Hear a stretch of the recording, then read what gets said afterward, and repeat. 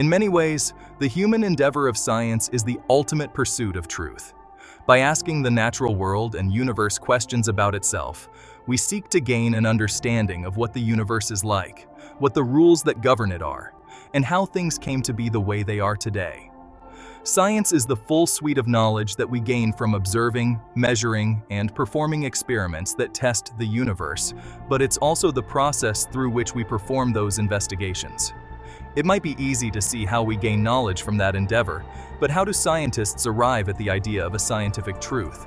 And when we do get there, how closely related to our notions of absolute truth are these scientific truths? What are the grounds upon which we, scientifically, determine something to be true or untrue? When we're speaking scientifically, the notion of a truth is something very different than how we colloquially use it in our everyday speech and experience.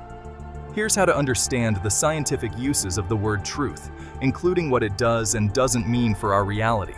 Let's consider the following statement. The Earth is round. If you're not a scientist, and also not a flat earther, you might think that this statement is unimpeachable. You might think of this as being scientifically true.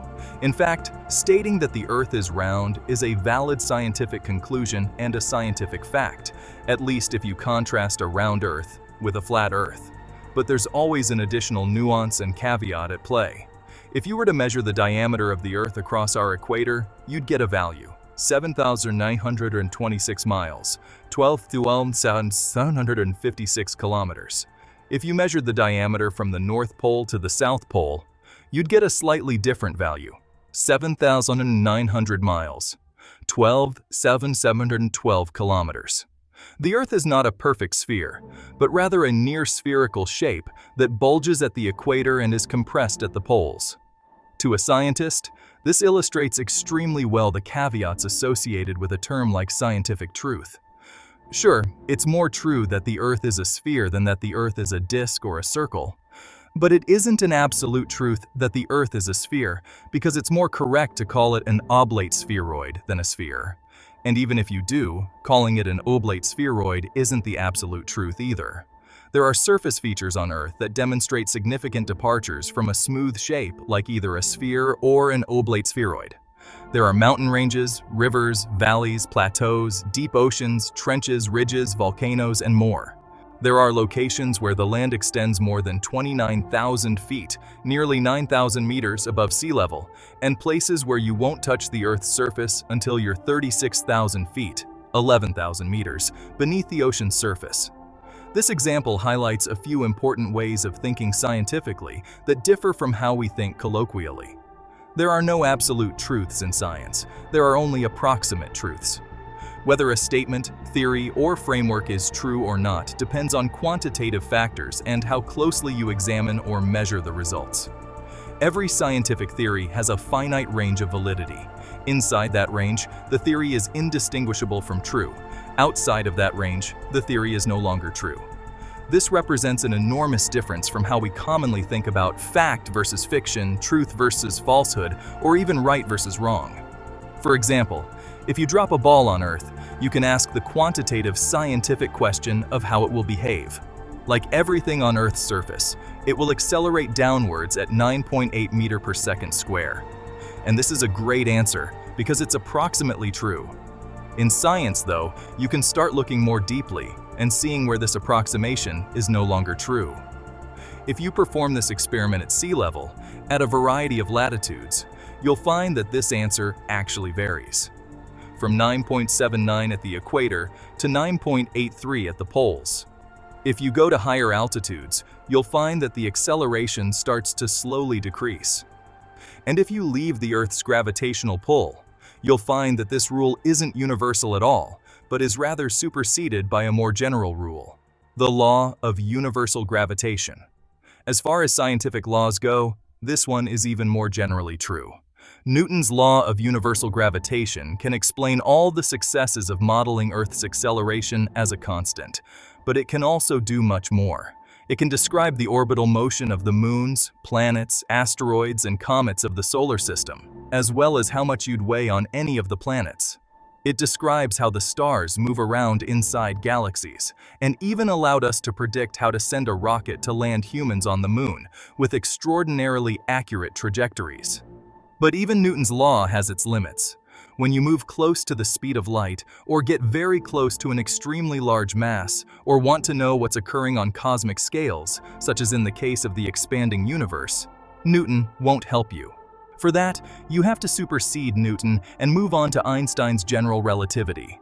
For the trajectories of particles moving close to the speed of light, or to obtain very accurate predictions for the orbit of Mercury, the solar system's closest and fastest planet, or to explain the gravitational bending of starlight by the sun during an eclipse, or by a large collection of mass, Einstein's theory gets it right where Newton's fails. In fact, for every observational or experimental test we've thrown at general relativity, from gravitational waves to the frame dragging of space itself, it's passed with flying colors. Does that mean that Einstein's theory of general relativity can be taken as a scientific truth? When you apply it to these specific scenarios, absolutely. But there are other scenarios we can apply it to, all of which are not yet sufficiently tested, where we fully expect that it won't give quantitatively accurate predictions. There are many questions we can ask about reality that require us to understand what's happening where gravity is important, or where the curvature of space-time is extremely strong, just where you'd want Einstein's theory. But when the distance scales you're thinking about are also very small, you expect quantum effects to be important as well, and general relativity cannot account for those. These include questions such as the following. What happens to the gravitational field of an electron when it passes through a double slit? What happens to the information of the particles that form a black hole if the black hole's eventual state is to decay into thermal radiation? And what is the behavior of a gravitational field force at and around a singularity? Einstein's theory won't just get these answers wrong. It won't have sensible answers to offer. In these regimes, we know we require a more advanced theory, such as a valid quantum gravitational theory, to tell us what's going to happen under these circumstances. Yes, masses at the surface of Earth accelerate downwards at 9.8 meters per second square. But if we ask the right questions or perform the right observations or experiments, we can find where and how this description of reality is no longer a good approximation of the truth. But we can find observations and experiments that show us where Newton, too, is insufficient. Even replacing Newton's laws with Einstein's general relativity leads to the same story. Einstein's theory can successfully explain everything that Newton's can, plus additional phenomena. Some of those phenomena were already known when Einstein was constructing his theory. Others had not yet been tested. But we can be certain that even Einstein's greatest accomplishment will someday be superseded. When it does, we fully expect it will happen in exactly the same way. Science is not about finding the absolute truth of the universe. No matter how much we'd like to know what the fundamental nature of reality is, from the smallest subatomic scales to the largest cosmic ones and beyond, this is not something science can deliver. All of our scientific truths are provisional, and we must recognize that they are only models or approximation of reality. Even the most successful scientific theories imaginable will, by their very nature, have a limited range of validity, but we can theorize whatever we like. And when a new theory meets the following three criteria, it achieves all of the successes of the prevailing, pre-existing theory, it succeeds where the current theory is known to fail, and it makes novel predictions for up to that point unmeasured phenomena, distinct from the prior theory, that wind up passing the critical observational or experimental tests. It will supersede the current one as our best approximation of a scientific truth. All of our currently held scientific truths, from the standard model of elementary particles to the Big Bang to dark matter and dark energy to cosmic inflation and beyond, are only provisional. They describe the universe extremely accurately, succeeding in regimes where all prior frameworks have failed. Yet they all have limitations to how far we can take their implications before we arrive at a place where their predictions are no longer sensible, or will wind up no longer describing reality. They are not absolute truths, but approximate, provisional ones. No experiment can ever prove that a scientific theory is true. We can only demonstrate that its validity either extends or fails to extend to whatever regime we test it in.